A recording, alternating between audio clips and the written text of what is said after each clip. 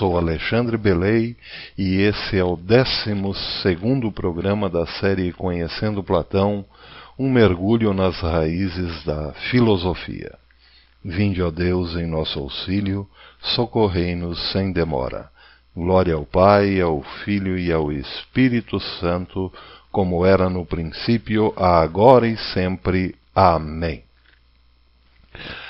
Bom, pessoal, eu queria começar esse programa chamando a atenção para 3 fatos. Para 3 coisas que ocorreram na semana passada. O primeiro foi um hangout que o professor Olavo participou do Terça Livre. O segundo foi uma fala do padre Paulo Ricardo. E o terceiro, um post do Dante Mantovani publicado no Facebook. Eu não sei se essa fala do padre Paulo Ricardo foi dessa semana mesmo, mas eu só vi esse vídeo essa semana que muita gente postou no Face. Bom, esses 3 fatos eles têm ligação entre si e ligação exatamente com esse ponto do nosso programa. Principalmente com o programa passado, o programa 11. Tá? Então, eu vou começar lendo o post do Dante. Ele diz assim: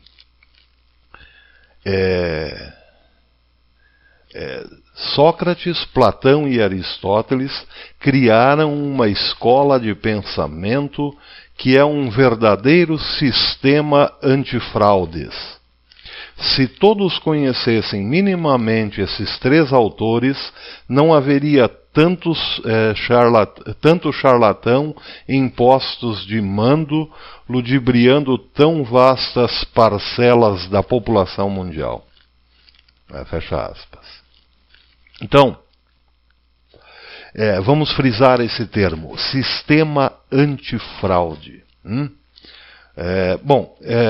Sobre a fala do padre Paulo Ricardo, ele se referia a ataques que o professor Olavo tem sofrido aí de alguns católicos puríssimos, gente muito santa, que já nem habita entre os pecadores, gente que tenta definir a totalidade das coisas com o discurso. Então, por exemplo, o professor Olavo é legal, mas ele fala palavrão, então ele não pode ser aceito por nós, católicos puríssimos. Porque palavrão contamina a alma, essas coisas. Enfim, bom. Esse é um tipo de definição absoluta, é uma pretensão de abarcar toda a verdade de uma coisa com um discurso, percebe? E o terceiro fato foi o hangout do professor Olavo, do pessoal Terça Livre, em que ele chamava atenção para a importância da linguagem. Então eu vou deixar esses 3 pontos entre parênteses agora, e vou voltar no Platão, retomar nosso programa 12, E no final do programa, então, eu trago esses 3 pontos de volta. Para vocês verem como que isso está ligado ao Platão. Como esses 3 pontos estão ligados a esse programa de hoje. Então,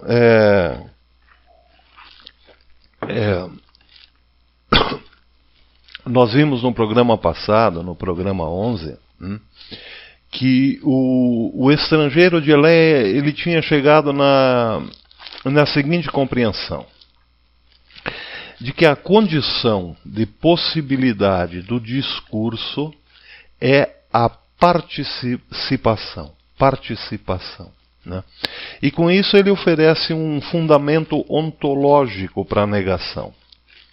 Porque agora, o não é de um enunciado não significa a negação do ser absoluto de uma coisa, mas negação de uma relação de participação que já não ocorre, ou que não ocorre.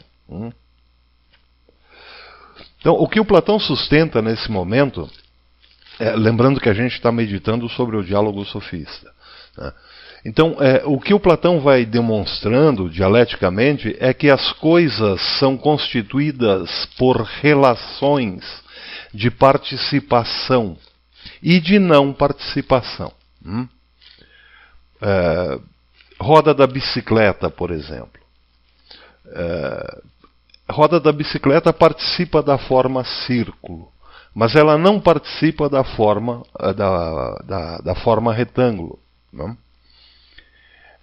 Participa da forma linha, mas não participa da forma ponto, por exemplo.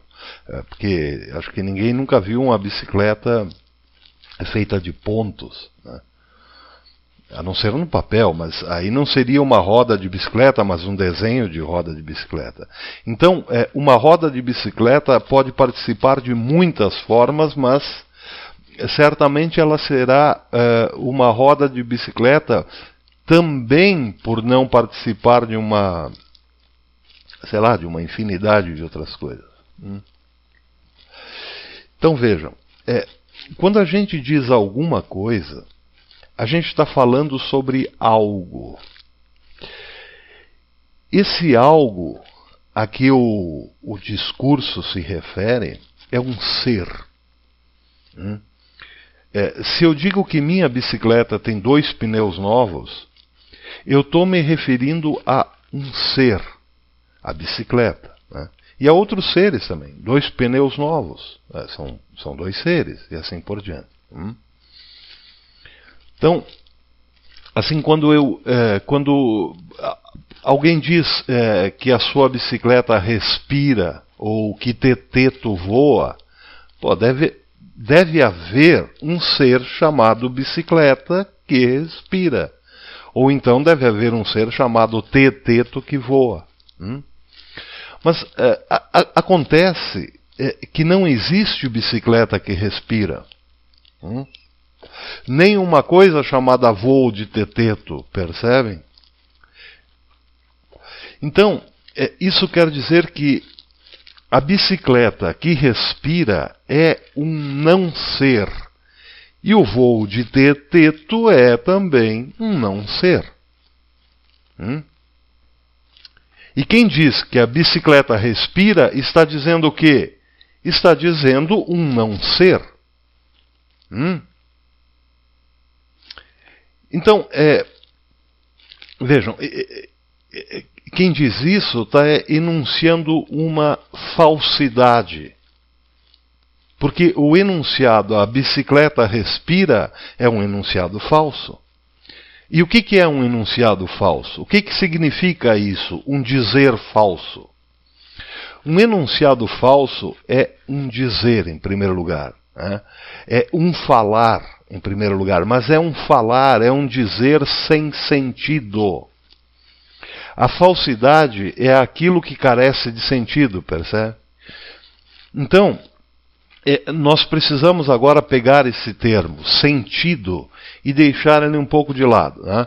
Vamos analisar isso que Platão chama de sentido. Não estamos falando do sentido físico, da percepção humana ou da percepção meramente animal. Nós estamos falando de um enunciado, de um discurso sem sentido, sentido no enunciado. Né? Então, nós encontramos um discurso sem sentido quando ouvimos uma coisa falsa. É desse sentido que Platão está falando. Mas antes, a gente precisa lembrar o seguinte, o Parmênides, ele colocou um obstáculo para o discurso. Por quê? Porque o discurso só podia falar do que existe. Porque o que não existe não podia ser dito, porque não podia ser pensado, percebem? A gente precisa lembrar sempre o seguinte, quando fala do Parmênides. Para o Parmênides, ser e pensar eram a mesma coisa. Então, se tudo o que nós pensamos existe de algum modo, nós jamais podemos dizer o que não existe. Porque o que não existe não pode ser pensado. Se eu não posso pensar algo, não posso dizer nada sobre esse algo. Simplesmente porque é um nada, percebem?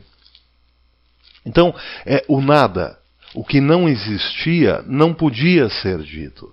Não podia ser dito porque não podia ser pensado. Lembrem-se, ser e pensar no Parmênides confunde as duas coisas. Ser e pensar, existir e consistir. Então, tudo o que nós dizíamos existia de algum modo para o Parmênides. Se eu sou capaz de me referir a uma bicicleta que respira, em algum lugar do ser deve haver uma bicicleta que respira, com aparelho respiratório, com pulmão e tudo isso. Porque se não existir um negócio chamado bicicleta que respira, como então que eu estou falando de uma bicicleta que respira? Esse era o problema do Parmênides. O não ser não podia ser dito. Então, tudo o que se dizia era verdadeiro. Se eu dissesse que o Lula é santo, absolutamente honesto, e que nunca, nem jamais foi um comunista que desejou entregar o seu país aos russos, então esse Lula teria que existir de algum modo.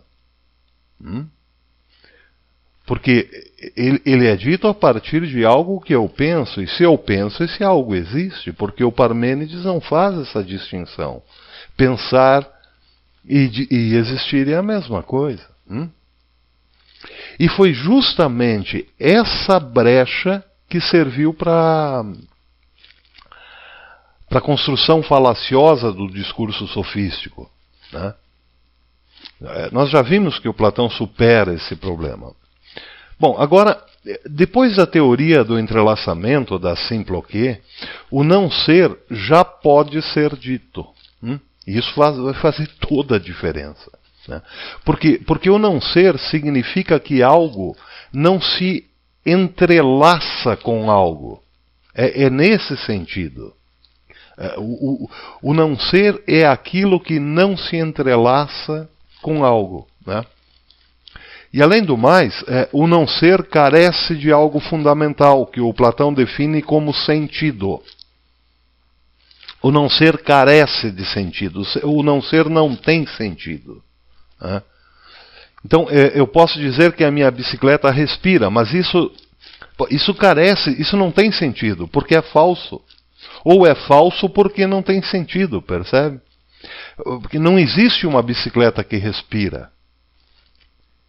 Agora, vamos voltar um pouquinho no tema. Vamos pensar que um discurso tem que ser um todo significante. Vamos imaginar o seguinte enunciado. Eu vou pegar aqui.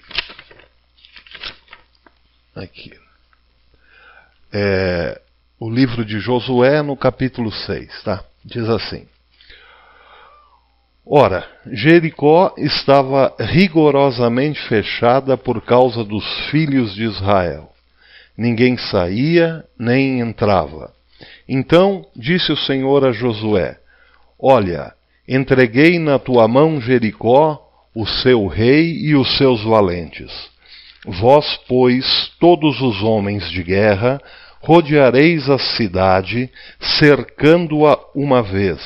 Assim fareis por 6 dias.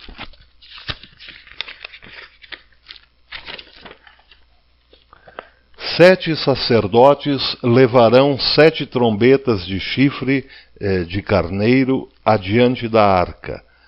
No 7º dia rodeareis a cidade 7 vezes, e os sacerdotes tocarão as trombetas.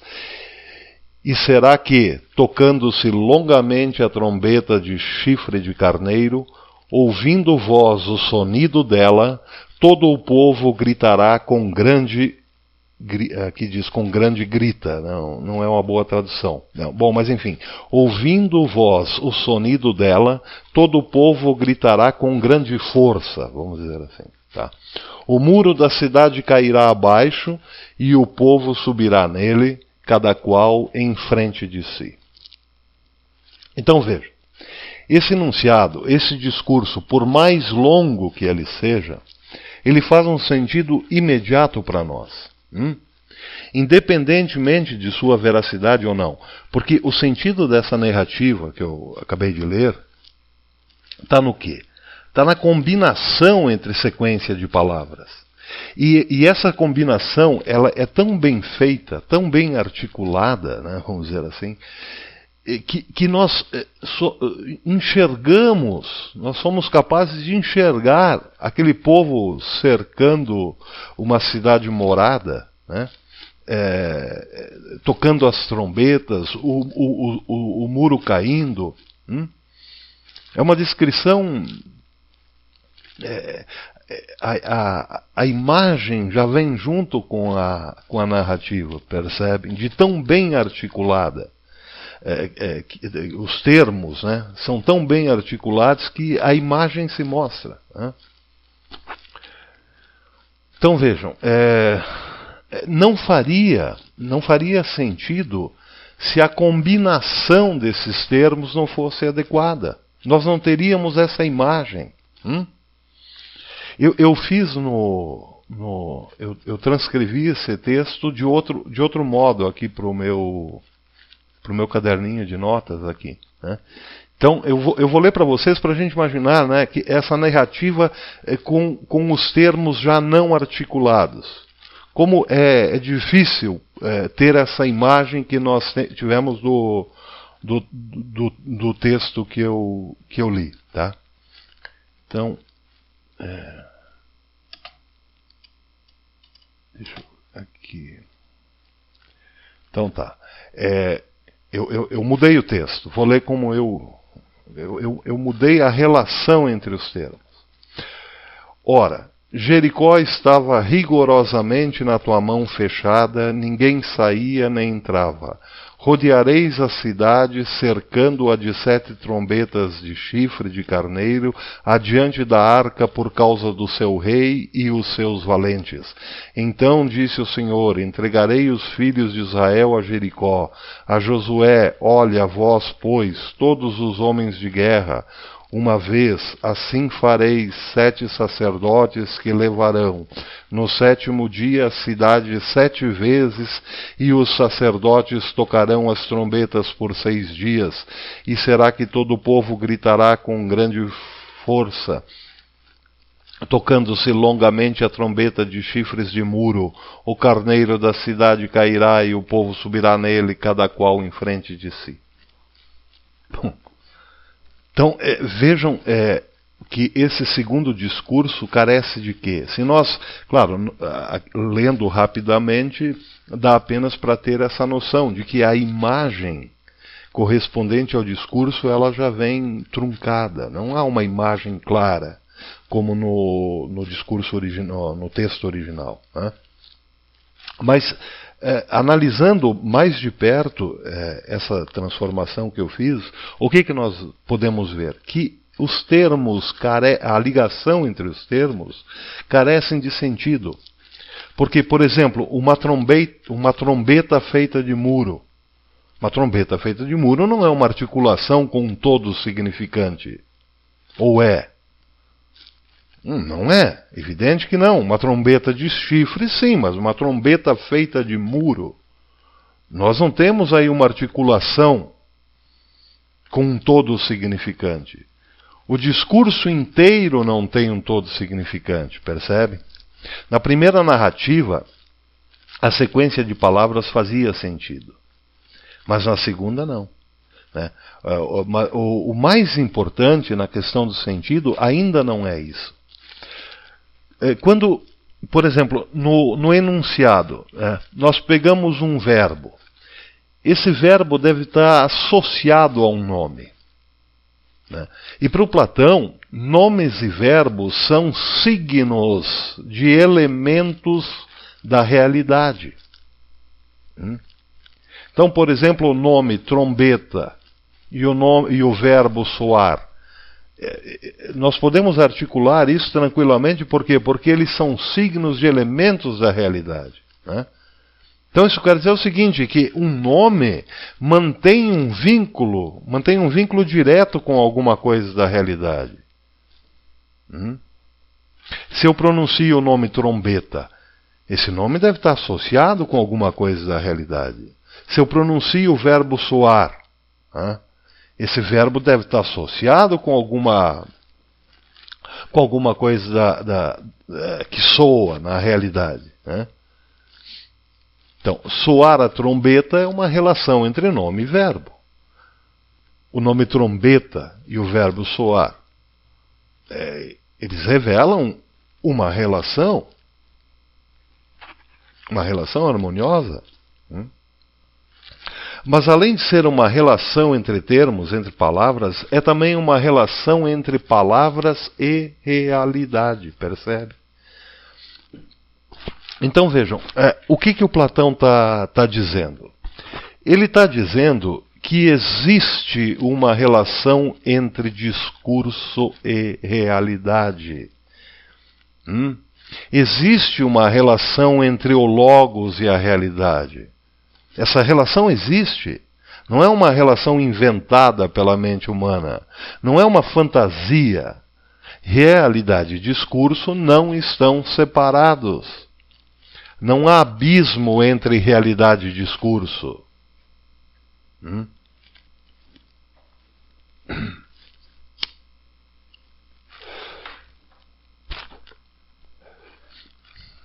Não há abismo. Pelo contrário, existe uma relação entre ambos. Existe de fato uma relação, porque essa relação está no ser. Ela existe no ser. Se a gente lembrar da narrativa bíblica do Gênesis, do começo da Bíblia, o que diz lá? No princípio era o Verbo, e o Verbo é o Logos, e o Verbo se fez carne e habitou entre nós. O que essa narrativa bíblica está dizendo? Senão que existe uma relação necessária entre a carne, ou o mundo natural, vamos dizer assim, e o Logos, e o Verbo. Mas a narrativa não está dizendo que as duas coisas são a mesma. Está dizendo que uma coisa é uma coisa e outra coisa é outra coisa, mas que se relacionam necessariamente. Isso é parte da estrutura da realidade. Isso está na estrutura da realidade. É assim porque está na estrutura da realidade, porque Deus quis assim. Então não é uma invenção humana. Então, vejam, o problema do falso. O problema da falsidade, ele se encontra na compreensão da relação entre discurso e realidade, como a relação entre um nome e a coisa que esse nome designa. Se eu vejo um cavalo e digo bicicleta, eu quebrei essa relação. A gente pode lembrar que logo em seguida, no Gênesis mesmo, tem outra passagem em que Deus concede a Adão o direito de dar nome às coisas. É Adão, o primeiro homem, lá no paraíso, que vai nomear as coisas. Deus dá esse privilégio ao homem. Então o Adão passa por um ente da realidade lá no paraíso. Ele olha para aquele ente e dá um nome, árvore. Então aquela coisa que não tinha nome era conhecida por Deus pela sua totalidade, pela sua essência, mas por Adão não era conhecida, mas não era nomeada. Então ela passa a se chamar o quê? Árvore. Então existe aí o quê? Uma relação entre o nome, que é a linguagem, e a coisa da realidade, que antes não tinha nome, mas era compreendida através de sua essência. Percebe? Esse Adão lá no paraíso conhece as coisas. E posteriormente ele dá um nome àquilo que ele conhece. Ele dá um nome que significa, que sintetiza aquilo que ele conhece em essência. Percebem?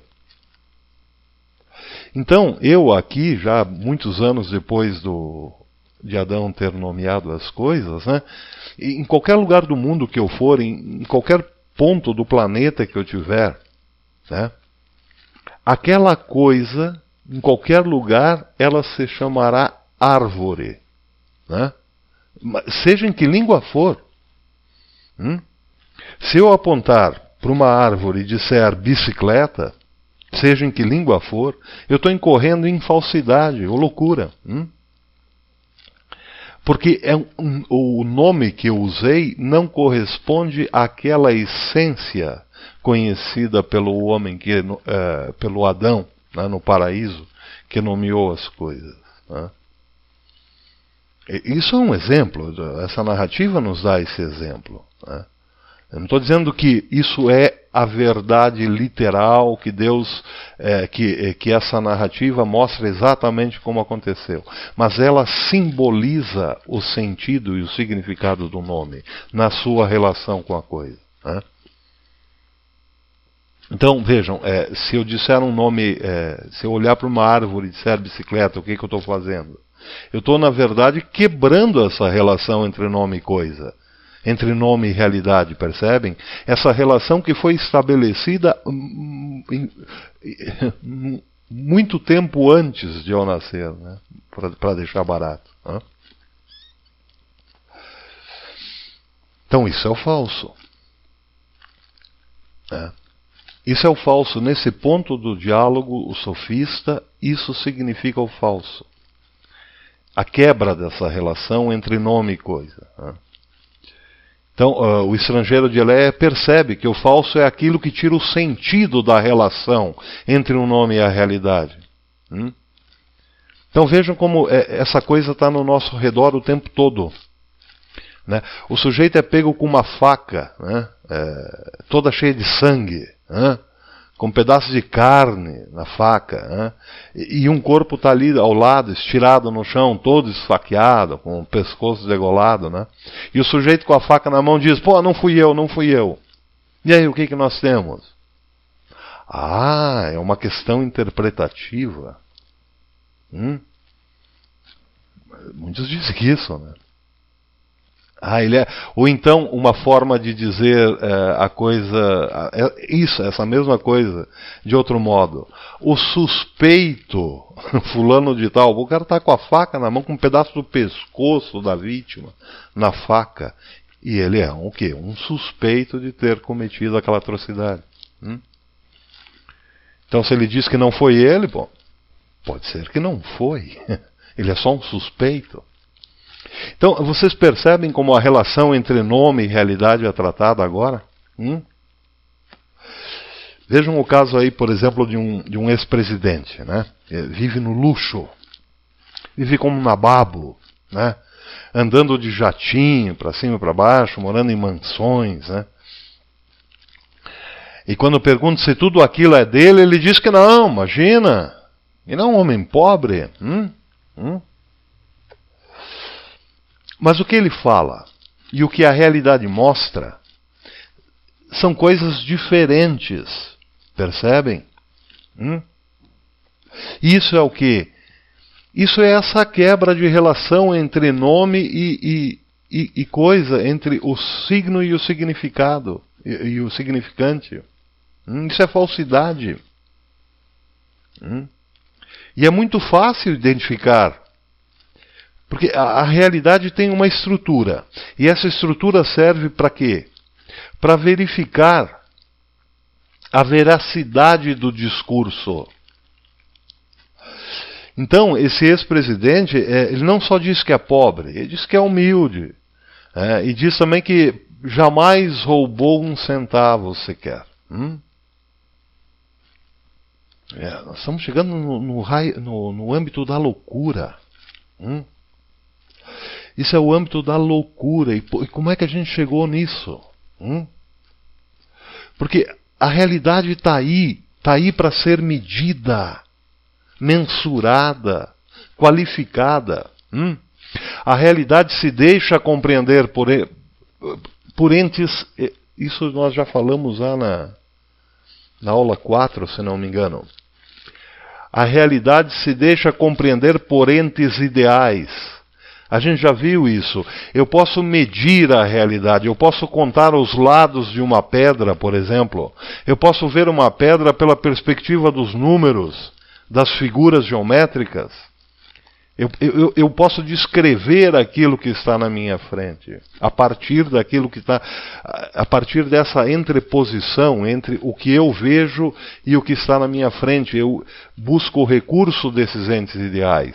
Eu uso entes ideais para compreender a realidade física. Então, no caso desse ex-presidente que diz que é pobre, que nunca roubou um centavo, nunca desviou, né, outra palavra estranha, né? Nunca desviou. Estranha é quando aplicada a isso, né? Porque quando se diz que desviou um rio, aí há uma combinação perfeita, mas você não pode dizer que ele desviou um dinheiro. Se você tem antes uma palavra mais apropriada, ele roubou, né? Então, quando esse presidente diz que é pobre, né, eu posso medir, eu posso mensurar quanto ele ganhou de modo regular, de modo legal na vida, né? Porque ele teve um emprego, ele tinha salário, né? Então eu posso ver o que ele ganhou. Eu posso verificar. Eu posso ver se o salário dele é compatível com o estilo de vida que ele leva. Percebem? Eu posso interpor a minha relação com esse sujeito, o que? O mundo dos números. É para isso que serve a relação entre discurso e realidade. Ela permite que nós usemos desses elementos para fazer uma justa adequação entre realidade e o que se fala sobre ela. Então eu digo o seguinte, depois de analisar a realidade, o ex-presidente está mentindo, ele é mentiroso. Por quê? Porque o que ele ganhou legalmente, né, oficialmente, vamos dizer, não permitiria que ele levasse uma vida de nababo, de rei, de soberano, de bilionário, né? Não permitiria, simplesmente porque 2 é 2 é 4 e pronto. Isso, o professor Olavo diz, quem fala isso, quem diz isso, diz com autoridade divina, porque está se referindo a um ente imutável. 2 mais 2 é 4. E eu vou colocar isso entre o discurso e a realidade e vou poder aquilatar o valor do discurso em relação à realidade. Né? E aí eu apresento os números e digo que ele podia ter no máximo aí um bom apartamento, 2 carros e talvez uma casinha na praia. Só isso. Eu estabeleço, eu reestabeleço a relação de verdade entre o discurso e a realidade, percebem? Mas aí, claro, virá a tropa de choque desse senhor e dirá que a minha realidade é diferente da deles, que a minha realidade é golpista, é opressora, percebe? Por quê? Porque eles não admitem, não concebem um ponto comum para todos nós que estamos dentro do ser. Eles não concebem a realidade como aquilo que nos engloba a todos, que abarca a todos. Não, cada um tem a sua e tal, né? Então, nessa perspectiva, pode-se dizer tudo, né? Tudo se justifica a partir da subjetividade, né? Então, nós estamos sempre nessa disputa, né, que o Platão já tinha identificado lá no tempo do Sócrates. A disputa é sempre no plano em primeiro lugar, é sempre no plano da linguagem. É uma disputa sempre no plano da dialética contra a sofística, percebem?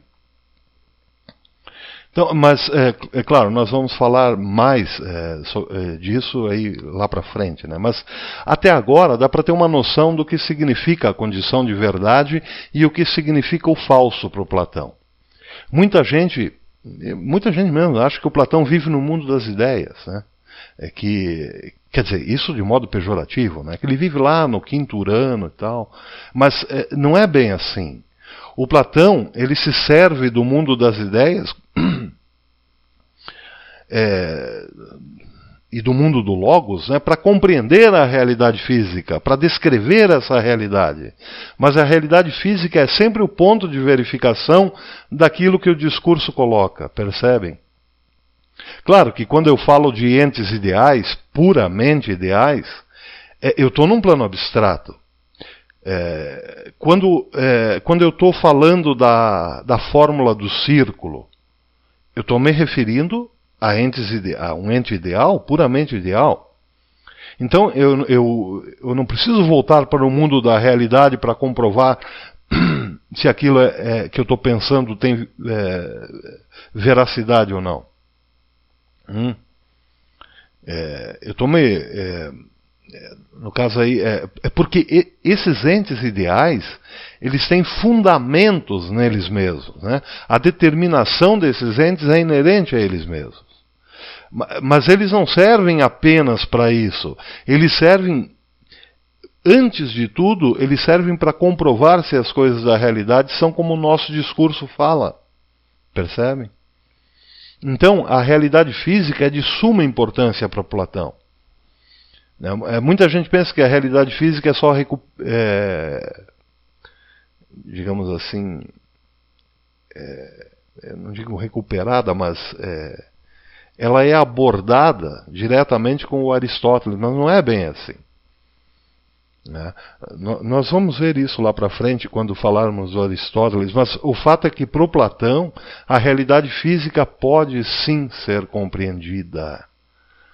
Só que o fundamento dela não está nela, está no céu. No céu, entre aspas, né? É por isso que o Platão aponta para cima. Bom, nós vamos ver depois por que o Aristóteles aponta para baixo, mas o fundamento da realidade física para o Platão está além da realidade física. E é isso. A compreensão dessa realidade física, ela precisa de entes que não estão nela propriamente, estão além dela, né?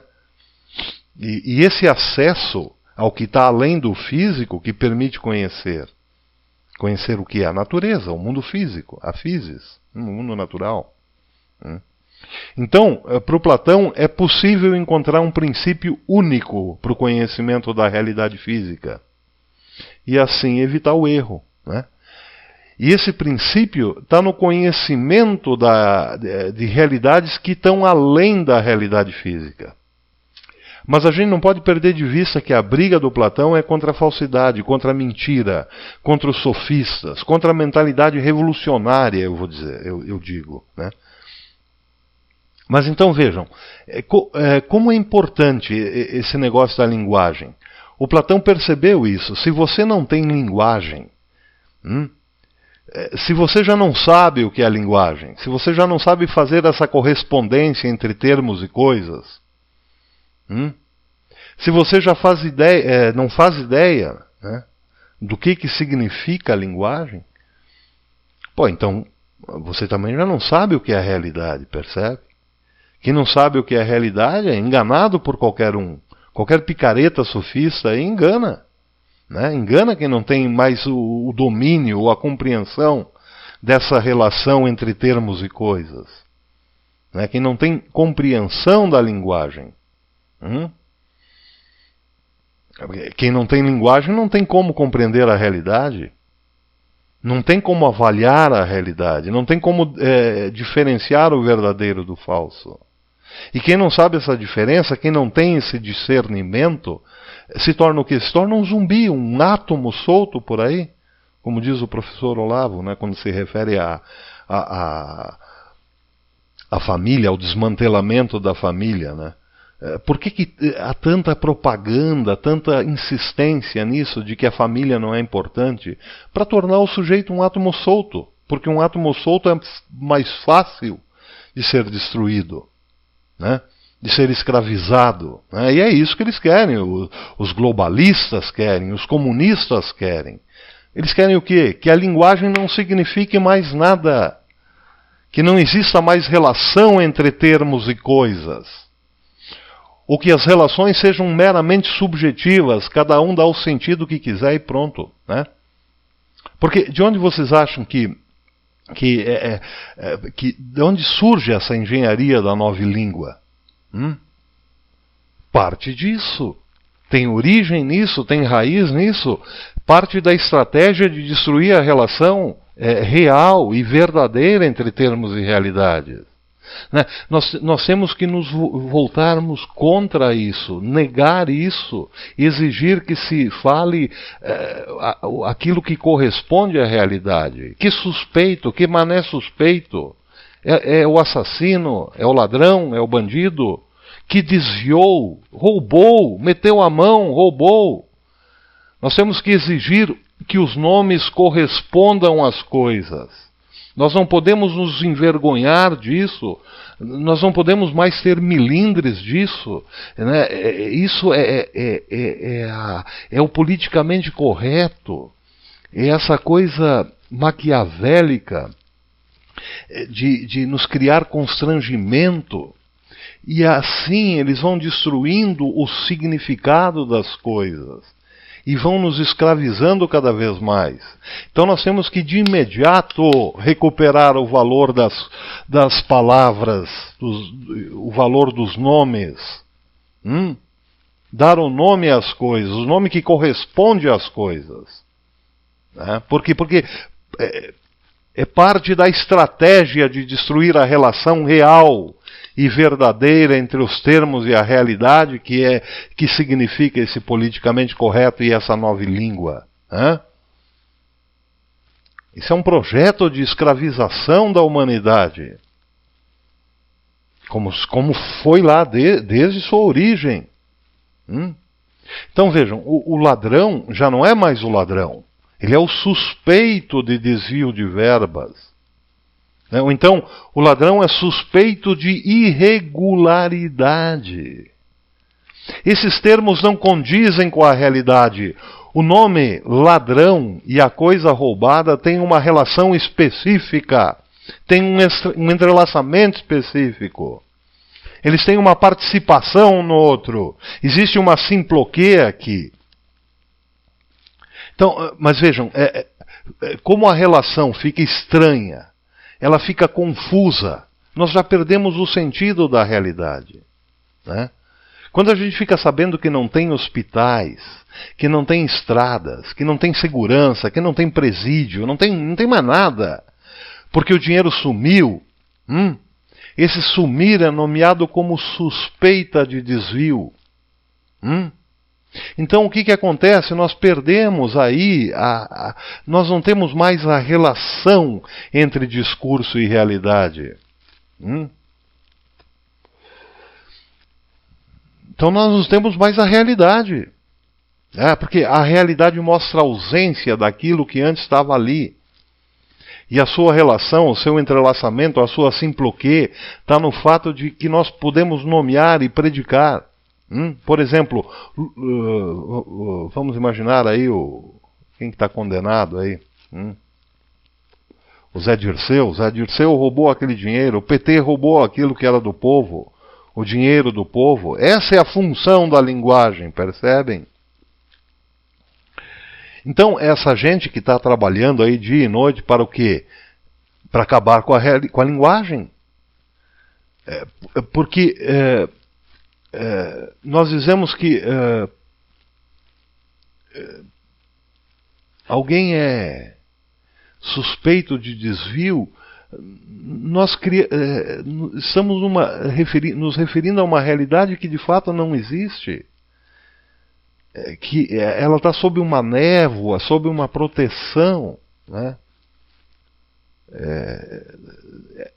É algo confuso, que já não nos remete àquilo que de fato está acontecendo, nos desvia daquilo. Né? Então por que a gente tem que dizer, olha, esse Paulo Freire é um filho da puta que está agora assando no inferno? Por que a gente tem que dizer isso? Porque ele só fez isso, só fez isso, destruir a linguagem e a sua relação com a realidade. Toda a mentalidade revolucionária está voltada para isso. Desde os tempos do Platão, o Platão é que percebe isso. Porque ele bate de frente com essa mentalidade revolucionária naquela forma inicial que eram os sofistas. Né? Então vamos lembrar de mais uma coisinha aqui. O que é a realidade para o estrangeiro de Eleia nesse momento? A realidade para ele é o entrelaçamento entre coisas. Uma coisa é o resultado dos seus entrelaçamentos e dos seus não entrelaçamentos. Um peixe está entrelaçado com a água, ele participa da água, porque fora da água ele morre, né? Ele também está entrelaçado com oxigênio. Sem oxigênio ele morre. Mas o peixe não participa da forma terra. Um peixe não vai construir a sua vida na terra. Ele não terá sua família na terra, percebem?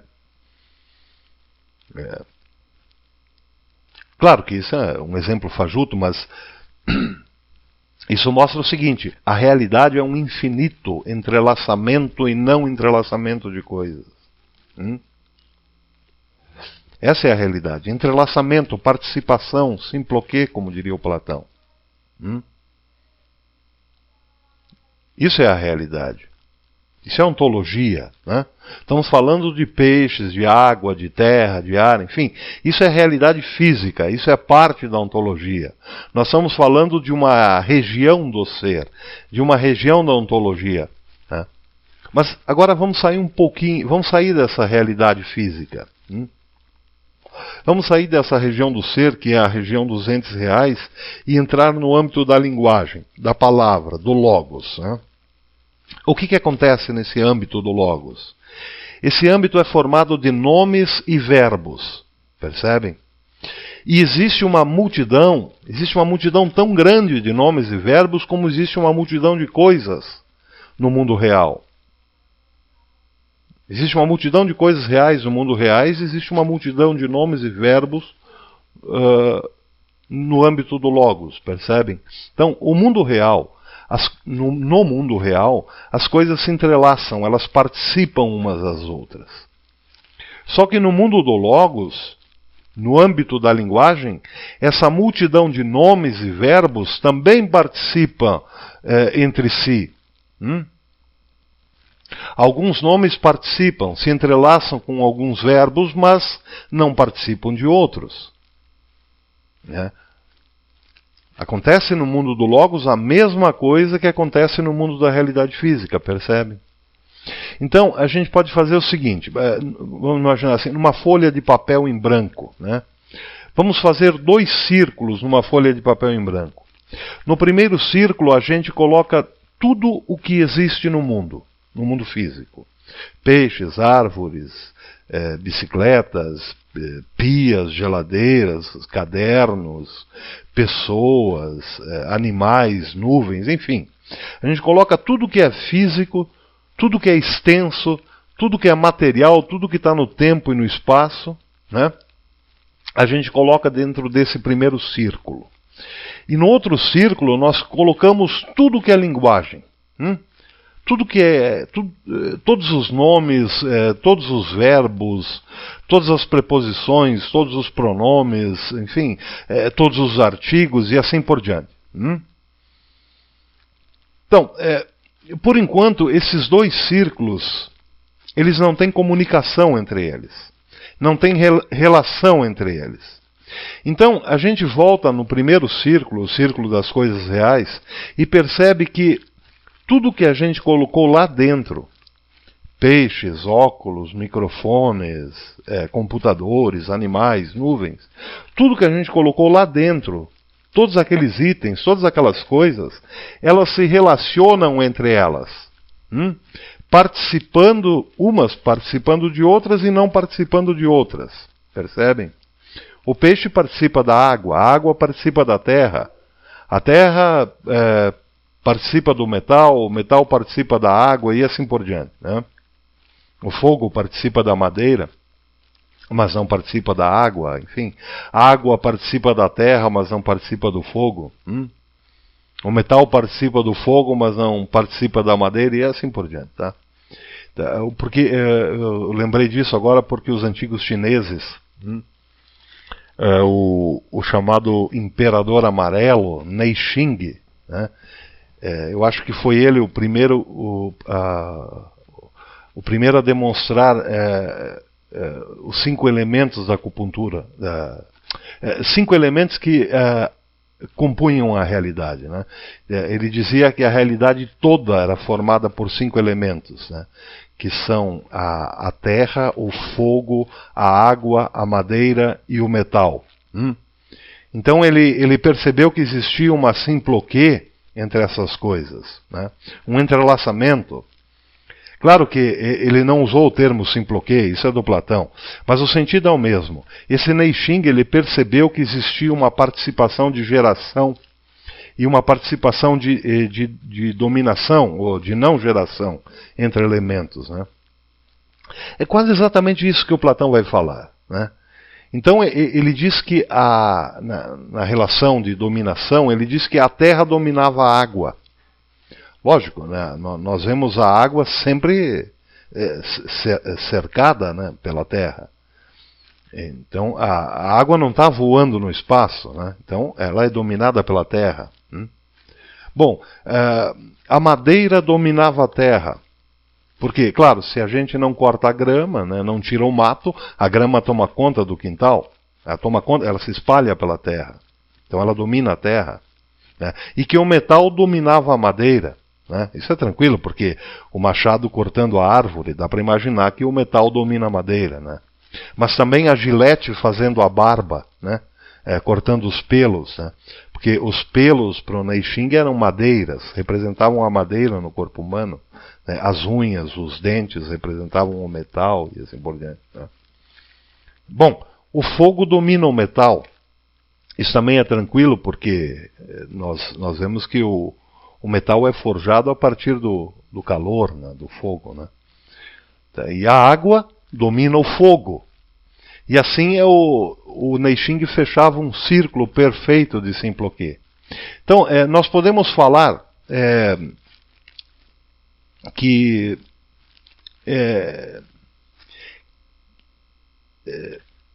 nós vemos, dentro desse círculo, que é o âmbito das coisas reais, que essas coisas têm essas relações, que todas as coisas reais têm relações de dominação, ou de... No caso, que os termos que o Platão usa são participação e não participação. Mas lembrando aí desse imperador amarelo, esse chinês aí, o Neixing, né? As coisas têm relação de domínio e de geração umas com as outras, né?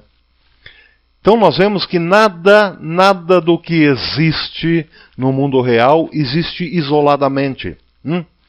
Que as coisas daquele mundo só fazem sentido quando participam umas das outras. E quando não participam também. Então, voltamos agora para o círculo onde nós colocamos palavras, nomes, verbos e tal. O que é que nós vemos? A mesma coisa que nós vimos no primeiro círculo. Nomes e verbos participando uns dos outros e não participando com outros. Percebem? Nós vemos a mesma coisa que víamos no mundo real. Participação e não participação. A palavra pássaro participa do verbo voar e não participa do verbo roer ou ruminar, por exemplo. Né? Mas acontece que, na realidade, não existe uma separação entre esses dois círculos. O círculo em que está a realidade física e o círculo do discurso, da linguagem. Não existe isso. Existe uma comunicação entre esses dois círculos. Então, a gente pode traçar duas linhas, né, formando uma espécie de corredor, um corredor, duas paralelas que ligam esses dois círculos. Quando a gente faz isso, a gente percebe que a linguagem e a realidade, elas estão unidas.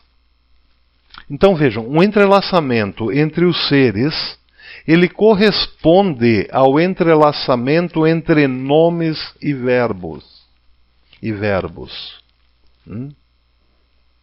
Eu acho que isso está tranquilo, porque agora a gente uniu esses dois círculos, essas duas dimensões. Né? Então vejam, que o Platão ele formula a relação entre discurso e realidade. Mas ao fazer isso ele já está reformulando aquilo que havia no Parmênides. Percebem? Mas tem algo mais aí. O Estrangeiro de Eleia, por exemplo, ele vai dizer que apesar dessa reformulação entre discurso e realidade, O sentido de um enunciado, ele não depende da sua verdade ou da sua falsidade. Porque eu posso dizer o seguinte, o Minotauro é metade touro e metade humano. Bom, isso pode ser verdade, isso pode ser falsidade, pode ser falso, mas o fato é que, sendo verdade ou não, não é isso que determina o sentido do discurso, é outra coisa. O que garante que um enunciado tenha sentido é o fato dele ser uma combinação de sinais vocais que simbolizam elementos da realidade. O sinal vocal Minotauro representa algum elemento da realidade ou não representa? Não, não representa. Então esse discurso não tem sentido. Percebem? Aqui voltamos ao termo sentido. Não tem sentido porque o nome Minotauro não representa nada na realidade. Ele é apenas uma fantasia. Como fantasia ele existe. Né? E é como fantasia que o enunciado é verdadeiro. Mas ele não é verdadeiro em si mesmo, percebem?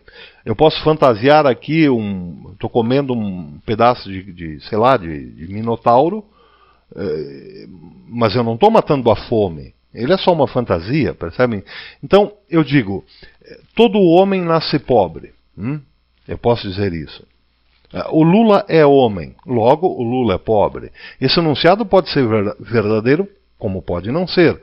Mas não é a verdade ou a falsidade do enunciado que determina se ele tem sentido ou não.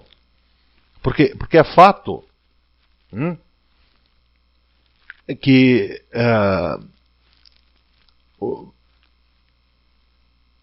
a articulação interna do enunciado pode parecer que aquilo seja verdadeiro, mas ele precisa, para ser verdadeiro, ele precisa corresponder a uma realidade fora dele. Bom, vamos imaginar, se o Lula for mesmo pobre, né? Quem determina o sentido do enunciado? Lula é pobre. Não. A realidade mostra que o Lula é um milionário. Porque ele não vive como pobre, ele vive como milionário. Né? Ele pode ser pobre perante Deus, como todos nós somos, mas na sociedade ele é inimaginavelmente rico. Percebem? Então, agora se eu digo que um círculo é igual a π, né? ou melhor, se eu digo que A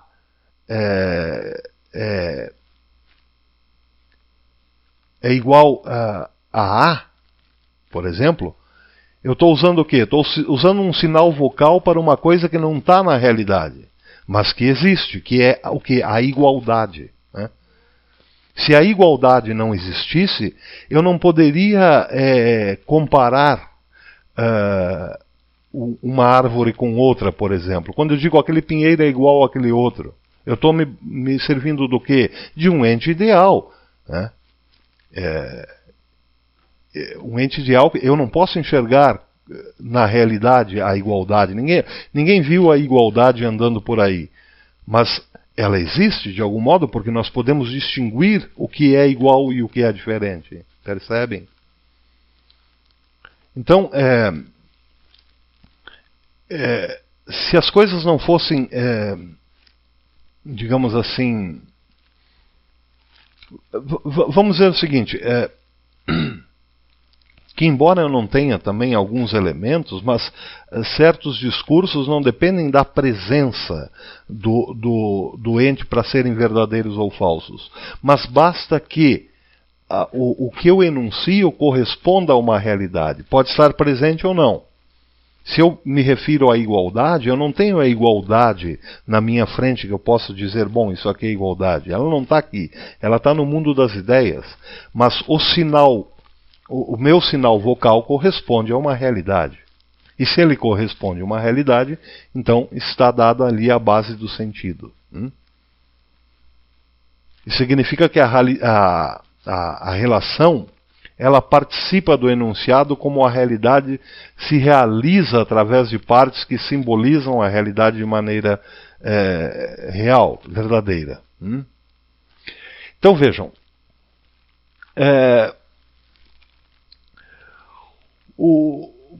agora eu vou entrar num outro terreno também um pouquinho mais complicado, né? o que garante um enunciado, né, ou melhor, o que garante que um enunciado tem sentido é o fato de ele ser uma combinação de sinais vocais que simbolizam elementos da realidade. Então, é o entrelaçamento adequado entre nome e verbo que dá sentido ao logos.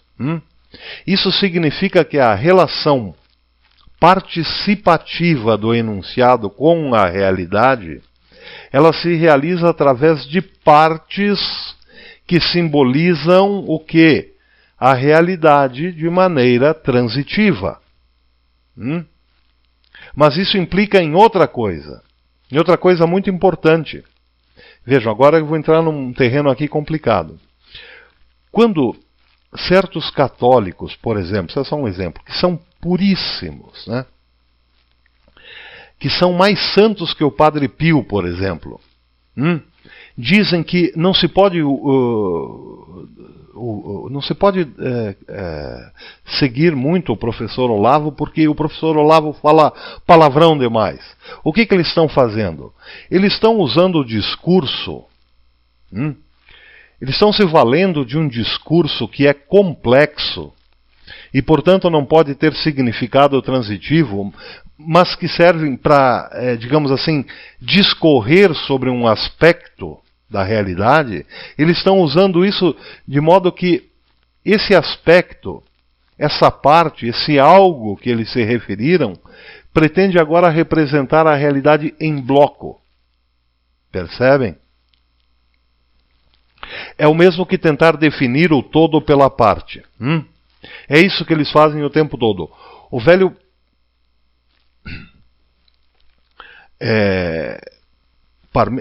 Parmênides, o próprio Parmênides já ensinava que já tinha colocado isso como uma condição para dizer o ser.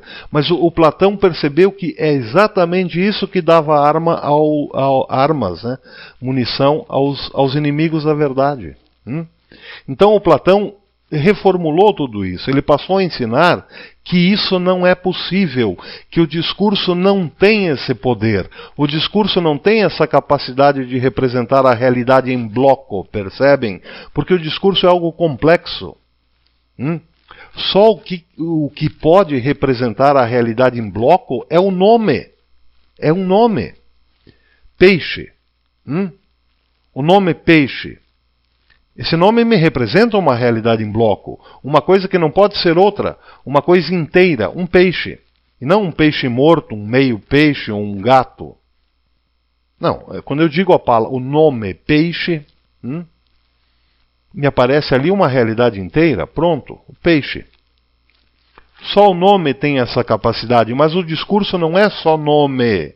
Isso que nós devemos pensar agora, nesse momento do sofista. O discurso não é só nome. Depois do nome tem que vir o verbo. Tem que haver entrelaçamento entre nome e verbo para ser discurso. Senão não é discurso. É só nomeação ou tautologia.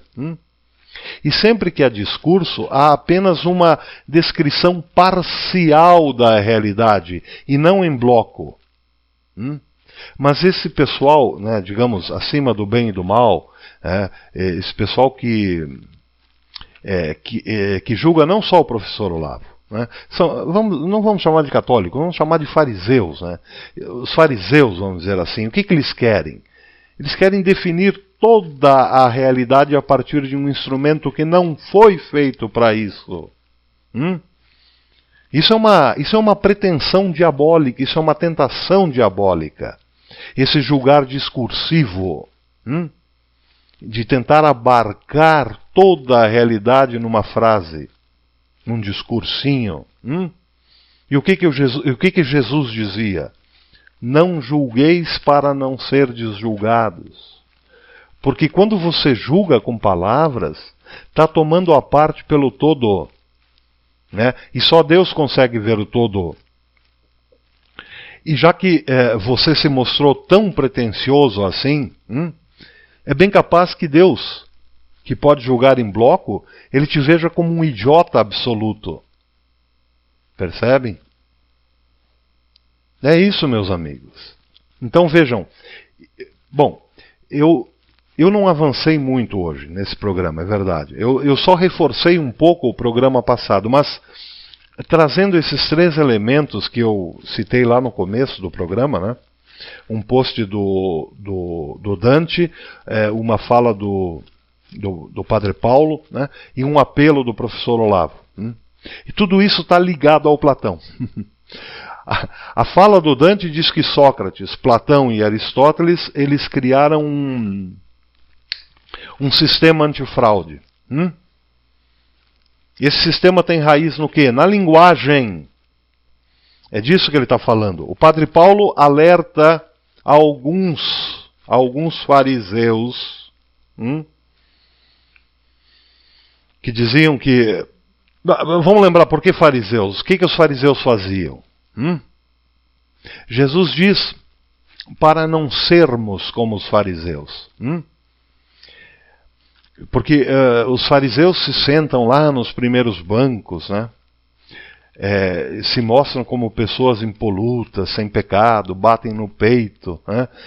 E o que eles fazem a partir daí? Qual que é o juízo deles? Eles agradecem a Deus por não ser como aquele lá no fundo do templo, né? Que é um pecador miserável. Então o fariseu bate no peito e agradece a Deus por não falar palavrão, como o filósofo Olavo de Carvalho, né? São os idiotas, né? São os idiotas que pensam que o seu discursinho abrange toda a realidade, mas na verdade, esse discursinho, ele serve apenas para criar uma linguagem autoenganosa, percebem? Servem para autoengano. Eles se acham superiores depois de pronunciar esse discurso que, segundo eles, abrange a realidade. Então eles se emocionam com eles mesmos. E fazem desse discurso uma realidade à parte. Eles se tornam o quê? Histéricos. É isso que, na verdade, são. Histéricos. Por quê? Porque a realidade para eles já não é uma adequação de discurso com o mundo real na medida do possível, ou seja, parcial, mas uma relação entre discurso e emoção. Então, e depois finalmente o pedido, o alerta do professor Olavo, né, naquele hangout do Terça Livre. Né? Precisamos dar valor à linguagem. Precisamos reaprender o sentido da linguagem. Por quê? Porque está nítido, está na cara que nós já não sabemos mais o que é linguagem. Nós já estamos tragados pela nova língua, engolidos por esse comportamento, né, que foi implantado do politicamente correto. E quando isso acontece, o diabo, o comunismo, o globalismo, tudo isso nos esmaga como zumbis. Certo? Bom, então eu acho que nós já avançamos bastante, por hoje é isso só, pessoal. Então, me desculpem, né? Me desculpem se eu não avancei muito no sofista, né? Mas é que eu senti que era preciso parar um pouco, né? Parar um pouco nesse ponto do sofista, por causa dessas coisas também que aconteceram a semana passada, né? Mas espero que tenha sido produtivo de qualquer modo. Então é isso, pessoal. Fiquem todos com Deus. Tenham um ótimo final de semana. E até o próximo programa, se nosso Senhor Jesus Cristo assim permitir. Um abraço a todos.